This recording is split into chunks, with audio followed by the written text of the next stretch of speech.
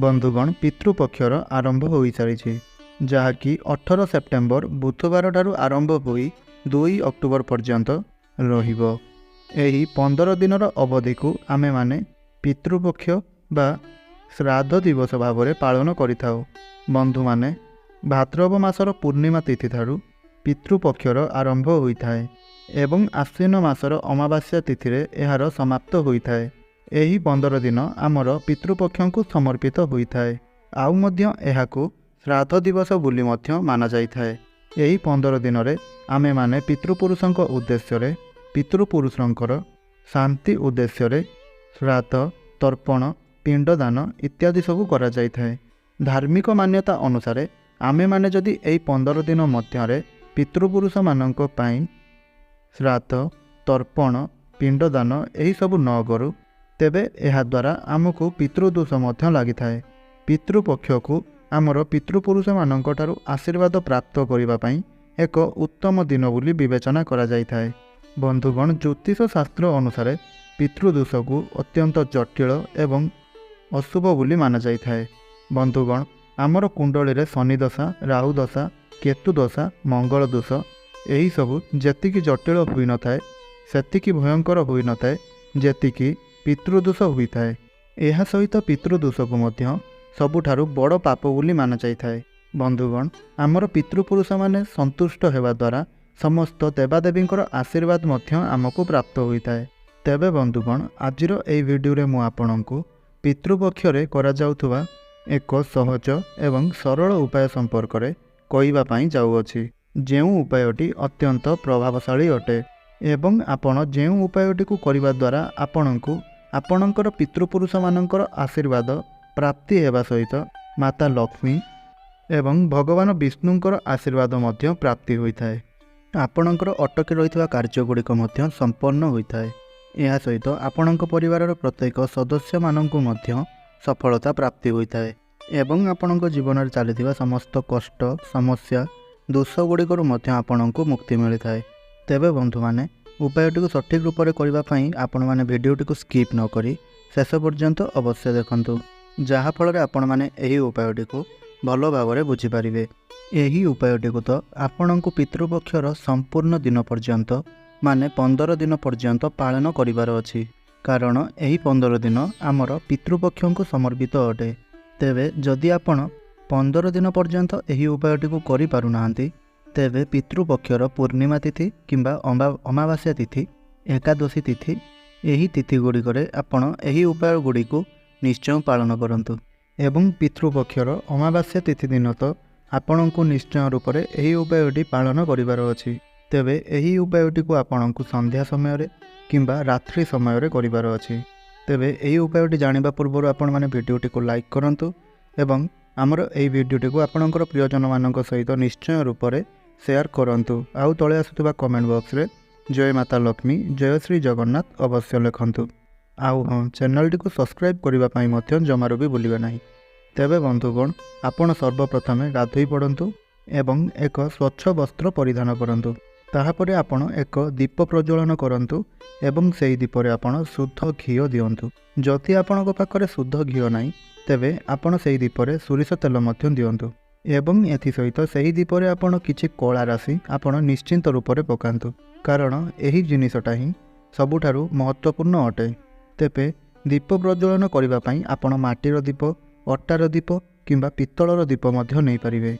तेबे जदि आपण अट्टार दीप जालुछंती एही कथाटीर ध्यान रखिबे जे आपण जेपरि भल अटा नेबे।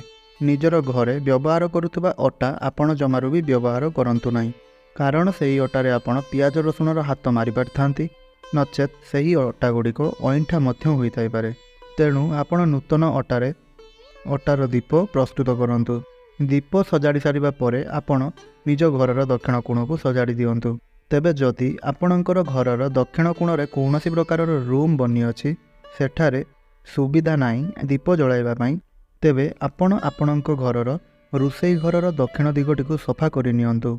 तेबे जदि आपणक घरर रोषेई घरटी मध्य उपयुक्त नुहे दीप जालिबा पई ताहेले जाई आपण आपणक घरर जेकोनोसी भी रूम टिरे दक्षिण दिगटी को सफा करंतु एवं सेठारे दीप जलांतु।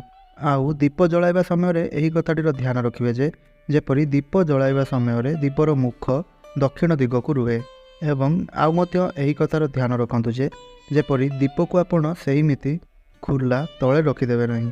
दीपर तले आपण गोटे कपड़ा बिछाई दिंतु नचेत कौन प्लेट रखु नचेत अल्प किछि अक्षत पकाई तापर आपण दीप को रखी प्रज्वलन करंतु। कारण आपण मानंकु मध्य आगरू बहुत गुड़े वीडियो रे कही अछि कौन दीप को बिना आसन रे बा बिना अक्षतरे प्रज्वलन करा जाय नथाय। कारण सेमिति भूमि उपर रखा जायथिबा दीप को अपूर्ण बोली माना जायथाय। आउ सेही दीप मध्य आपणंकु सेतिकी शुभफल प्रदान करिपारि नथाय। एवं दीप जलाई सारिबा परे आपण सर्वप्रथमे भगवान श्री गणेशंकु प्रार्थना करंतु। तापरे आपण भगवान श्री विष्णु एवं माता लक्ष्मी को प्रणाम करंतु। एहा परे आपण आपणंकर पितृपुरुषंकु प्रणाम करंतु एवं आपण भगवानंक निकटरे आपणंकर पितृपुरुष मानंकर मुक्ति पई प्रार्थना करंतु। एहा परे आपण निजर पितृपुरुषंकु पितृदोषरु मुक्ति पाइबा पई प्रार्थना करंतु। एहा परे आपण श्री भगवान विष्णुंकर बीज मंत्र ओम नमः भगवते वासुदेवाय नमः एही बीज मंत्रर जप करंतु। आउ एही मंत्र को आपण 11 थर जप करिवे। एही मंत्र को आपण 11 थर जप करि सारिबा परे पितृपुरुषंकर मंत्र को आपण 108 थर जप करंतु। मंत्रटी हेउची ओम पितृपुरुषाय नमः। एही मंत्र को आपण 108 थर जप करंतु एवं जेतेबेले आपण मंत्रर उच्चारण करूछंती मंत्रर जप करूछंती सेतेबेले आपण दक्षिण दिग को मुख करी एही मंत्रर उच्चारण करिवे बा एही मंत्रर जप करिवे। कारण आमर धर्मशास्त्र रे वर्णना करा जायछि जे दक्षिण दिगटी आमर पितृपुरुष मानंकर दिग होइताए। आपण जदि एही पितृपक्षरे एहीपरि भावरे दीप जाली मंत्र को उच्चारण करी प्रार्थना करंती तेबे आपणंकु आपणंकर पितृपुरुष मानंकर असीम आशीर्वाद प्राप्त होइथाए। एवं जदि आपणंक उपरे पितृदोष लागि रहिथाए तेबे ताहा सबु आपणंकर पितृ आशीर्वाद रे परिणत होई जाइथाए। मंत्र जप करि सारिबा परे आपण निजर पितृपुरुष मानंकु प्रणाम करंतु एवं आपणंक जीवन रे चलिथिबा समस्त दुख कष्ट समस्या पाप गुड़िकर नाश करिबा पई प्रार्थना करंतु।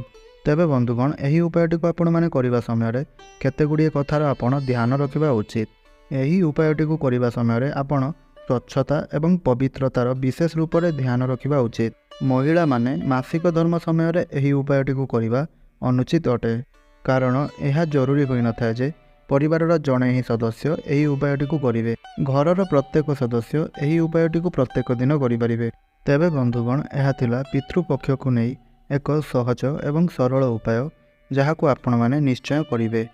तेबे बंधुगण आपण मानकु गोटे अनुरोध भिडियोटी को गोटे लाइक करंतु एवं तले आसुतबा कमेंट बॉक्स रे जय माता लक्ष्मी जय श्री जगन्नाथ अवश्य लिखंतु एवं यही भिडियोटी को आपणकर प्रियजन मानक सहित शेयर निश्चय करंतु। आउ चैनलटी को सब्सक्राइब करी पाखरे आसुतबा बेल आइकनटी को प्रेस कर दियंतु। तेबे आजिर भिडियोटी को एठी रखुछि पुणी कथा हबा आउ एक नूतन भिडियो माध्यम रे। धन्यवाद।